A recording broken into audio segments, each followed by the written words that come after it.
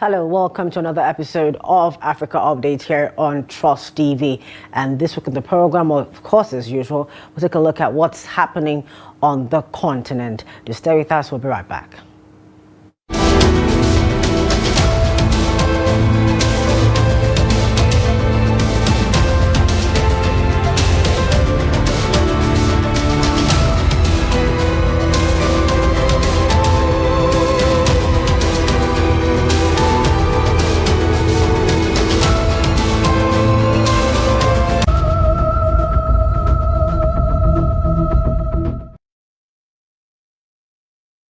Welcome back to Africa Update. I'm your host, Chiamaka Nwanfor. Now, this week, as I said earlier, we'll take a look at the things that happened on the continent. But however, the week started off with I call it an attempted coup over in our neighbors here in Benin Republic. And that's one of our focal points of conversation this week. What happened in Benin? What's happening actually in the West African region and, of course, on the African continent as well. And joining me in the studio this beautiful day to further discuss this is Ambassador Bulus Lolo. He is a former diplomat and a former permanent secretary of the Foreign Affairs Ministry. Thank you, Chiamaka. It's a pleasure to be with you again. Yes, it's a pleasure to have you as always. Right. Now, let's take a look at some clips from the incident that happened earlier this week. Militaire pour la refondation CMR, réuni ce jour, dimanche 7 décembre 2025, à Cotonou, a délibéré et décidé ce qu'il suit. Monsieur Patrice Talon est démis de ses fonctions de président de la République.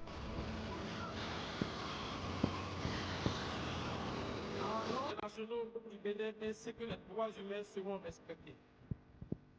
Enfin, l'armée s'engage solennellement à donner au peuple béninois l'espoir d'une hope véritablement nouvelle.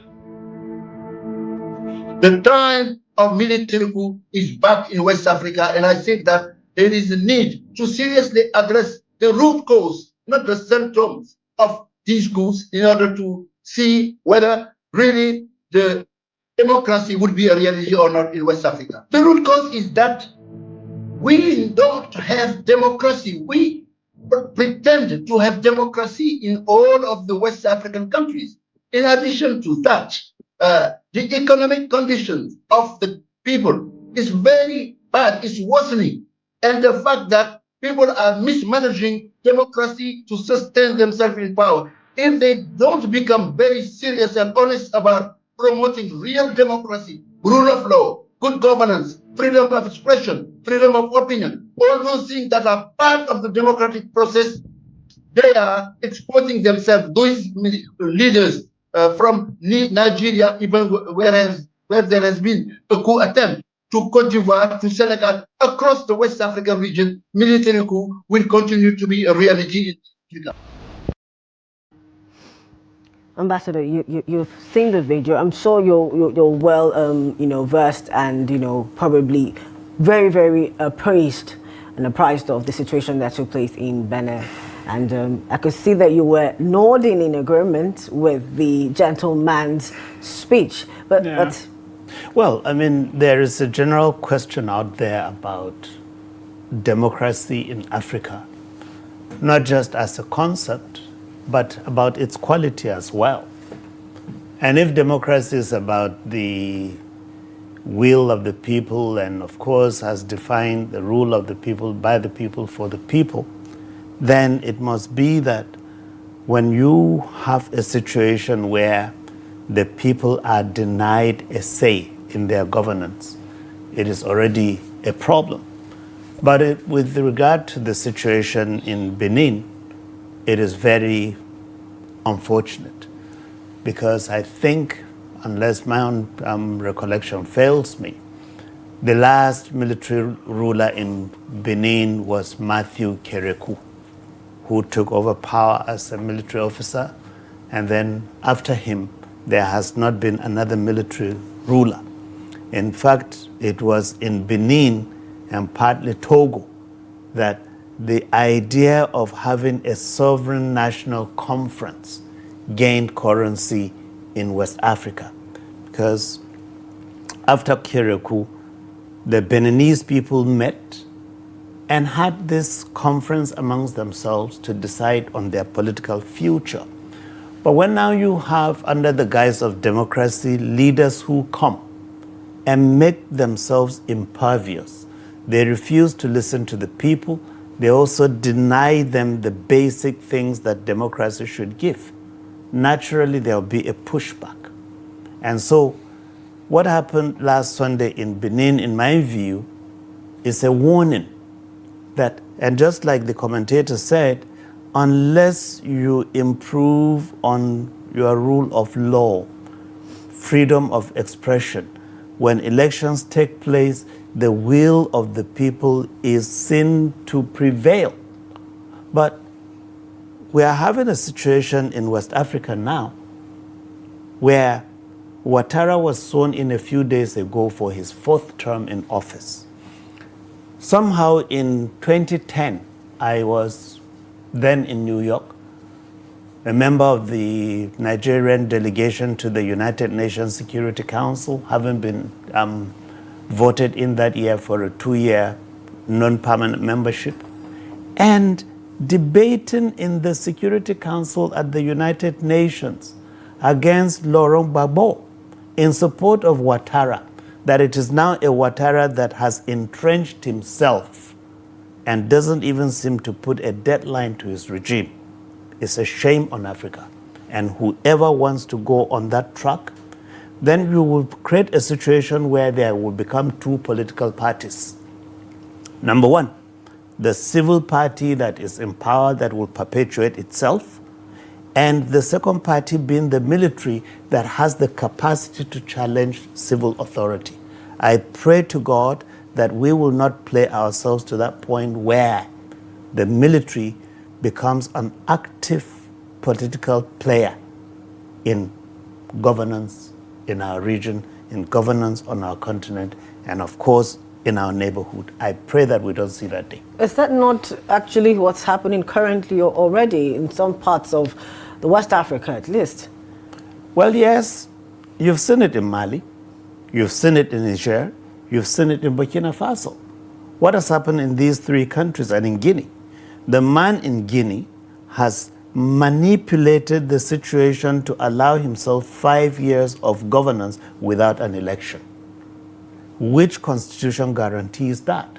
And I think one of the weaknesses both in ECOWAS and at the African Union is that whereas you have instruments that forbid unconstitutional changes of government, there is nothing that warns those who manipulate the system that if they continue on that track, there will be reprisal. And short and absent real provision with teeth to guard against abuses, there will always be the abuse of office by those who have an interest to do so. Okay, let's get back to the situation in Benin, how, the week opened up to us on the foreign front that way. And Nigeria has played a very, very vital role somehow in this situation, where, flying in there and doing that. Now, I understand that, it's part of what we should do as ECOWAS. However, we didn't see this come into play for Mali, Senegal, and Niger. Is it because Benin is closer and we're trying to prevent having that situation occur in Nigeria as well? I would want to see Nigeria be a champion for democracy, not just in West Africa, but across the continent. Now, there is the arrangement by the African Union of this African standby force that should be deployed when needed.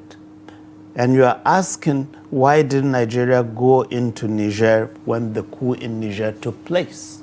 Well, I'm aware that, or I read, that the government of Benin specifically requested the Nigerian government to assist with military support, both to cover the airspace and boots on the ground to protect certain key institutions. Now, if in response to that specific request, Nigeria moved in, one can defend it, all right? But on the other hand, you have this challenge then that would the protection of democracy be a selective action or it should be given? And is it one country that will bear the burden of protecting democracy in another country or across the sub-region? Now, this is food for thought. But as to whether we moved in also because Benin is an immediate neighbor with contiguous border with Nigeria, of course it makes sense.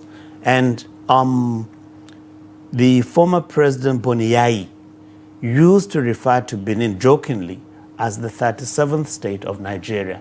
Now, if Benin, and in proximity really, and its size, Benin is just about like another state in Nigeria. We have that close affinity in our population, in our culture, in our history. And so naturally, what happens in Benin must be of interest. The spillover effect is greater were Benin to fall than, say, you compare with Mali. Equally, Niger is our direct neighbor, but Niger did not request, and the circumstances in Niger were somewhat different.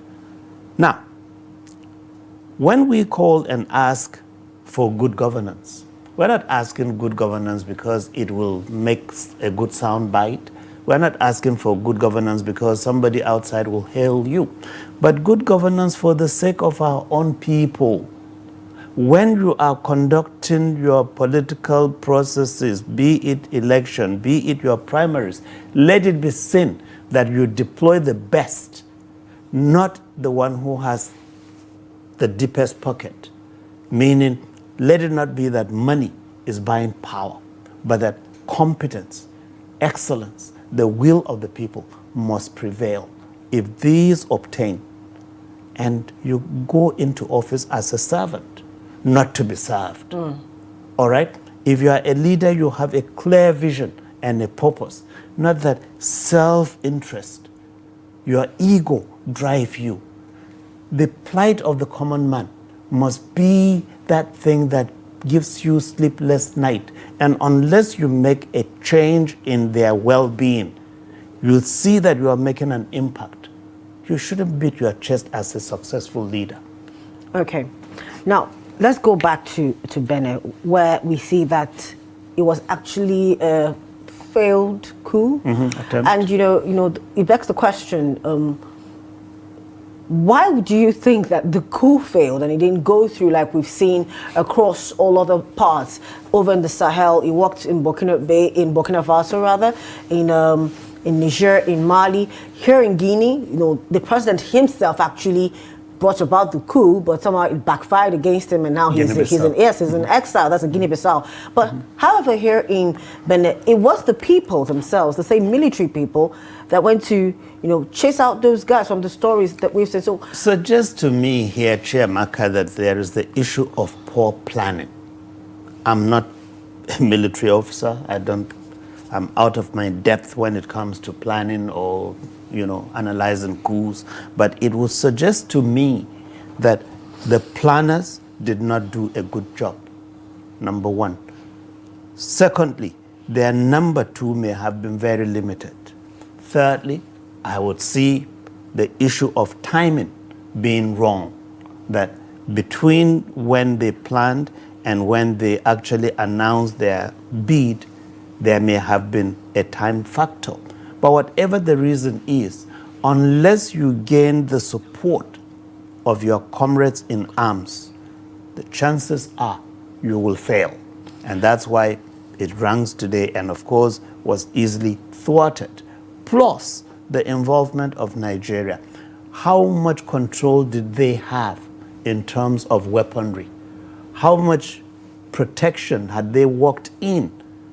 In fact, what strategic assets had they taken over of the state that would then give them the leverage to announce a coup and defend a territory? So this is like going to war, firing, but not being able to maintain whatever ground that you are standing on. Now, with this situation that has taken place in Benin, as some people would like to call, how? Because do we see this translating now so far 4 countries we're sure of out of the 15 countries and member states of ECOWAS are already, having their own thing, doing their own thing as it is. What does this actually tell about the West African, sphere? To me, it's a wake-up call. It's a wake-up call. And sadly, it is our sub-region that is awash in the phenomenon of military coups again. Sadly, all right? Indeed, Egypt was the first that fired the salvo with Nasser. Then Togo followed and others in tow. But if now we have 4 or 5 countries in West Africa where coups have taken place and successfully so, and I were to be in a place to advise leaders in government, I would ask them to go back and take a critical look at what they are serving the people in the name of governance. I will also advise against this self-belief that you are invincible. I'll advise against impunity. And then lastly, I will warn that don't take people for a ride. Listen to the cry of the people. Where they are hurting, show empathy. And where you know you are wrong, don't be too arrogant to admit and change your course. Otherwise, you will hit a roadblock in your path. All right, we're going to go on a short break now, and when we return, Africa Update continues.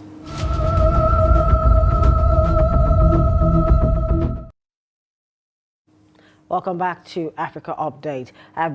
Right here with me in the studio, Ambassador Bulus Lolo. I'm talking about the Benin coup.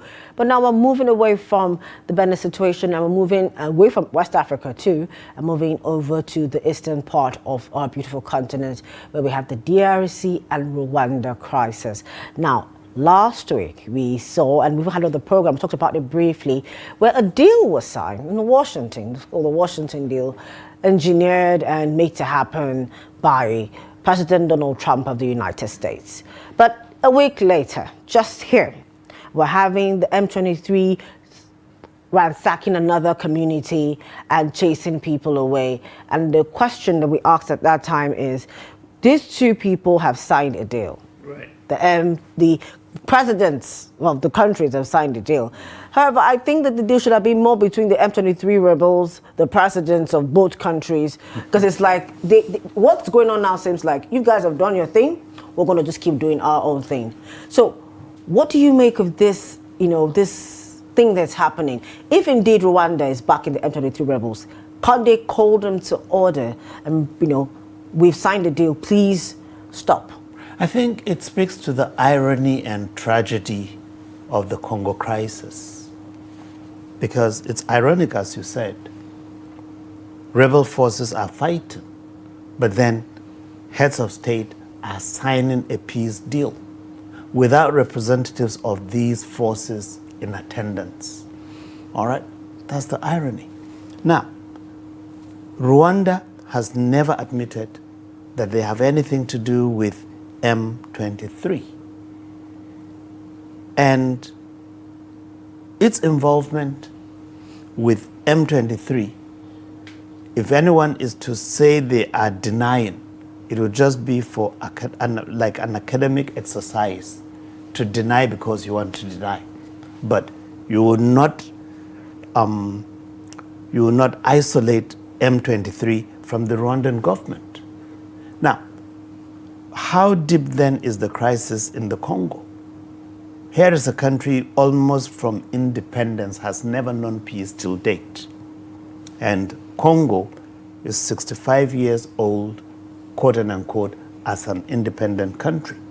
But go back to the time of Leopold II, the King of Belgium, who held the Congo as a personal territory from his reign in 1885 until 1908, and the state took over from 1908 until 1960, when they granted the Congo paper independence, not real independence.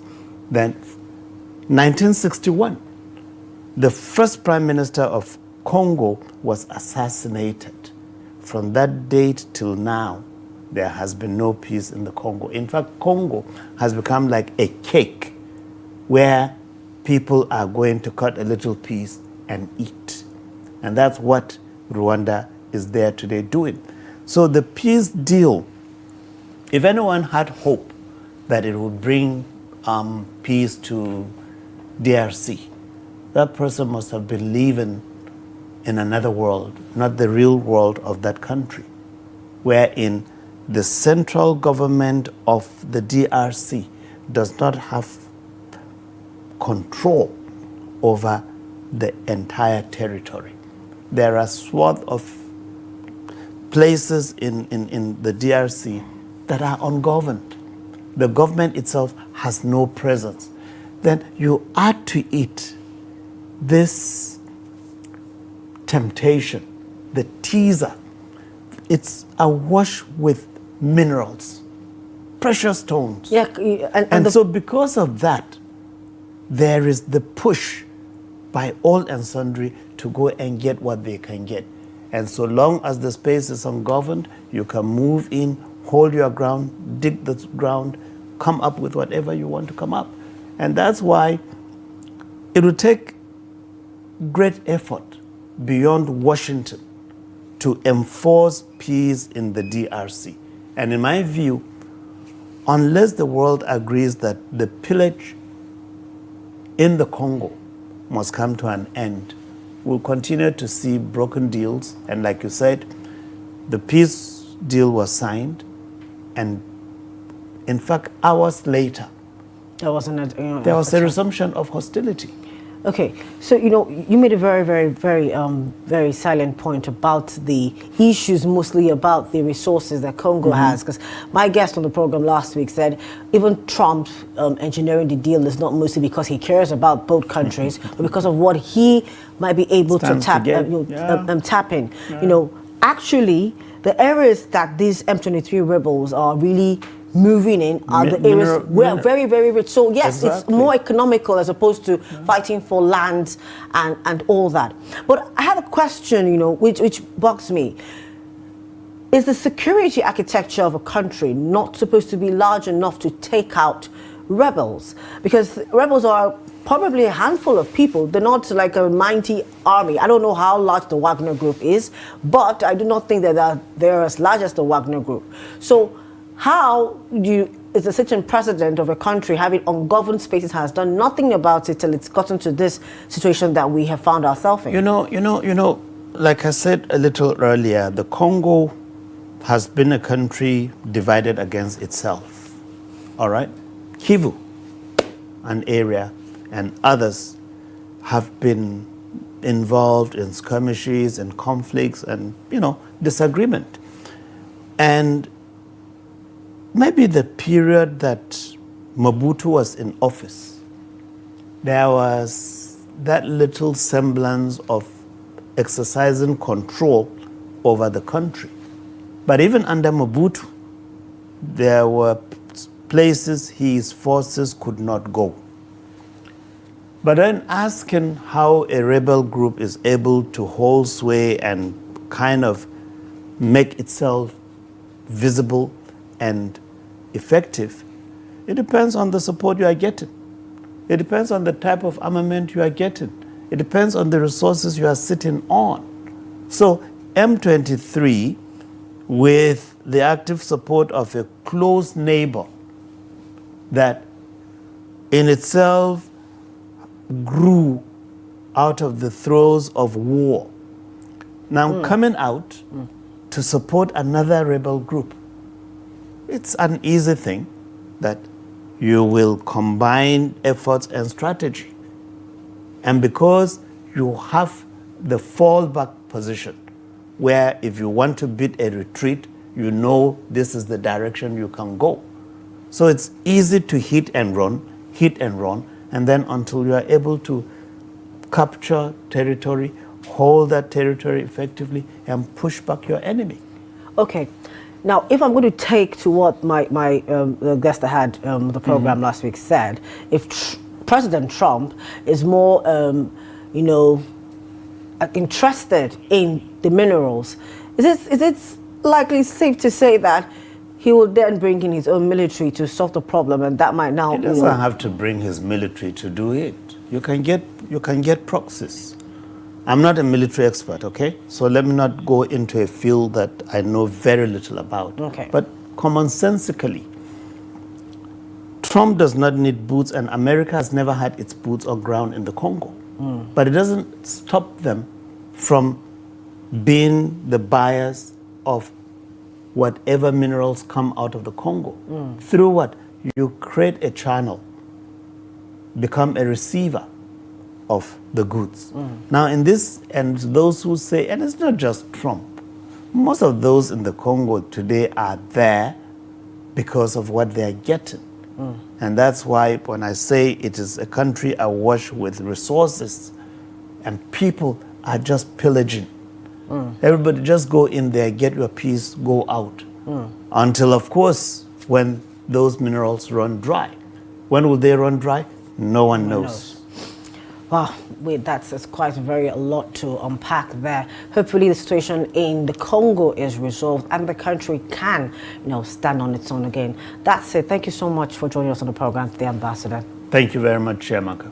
That's it for Africa Update this week. For more of our programs, news and documentaries, do want to follow us on social media platforms and on our YouTube live stream. I've been your host, Chiamaka Nwanfor. Same time, same place next week. Bye for now.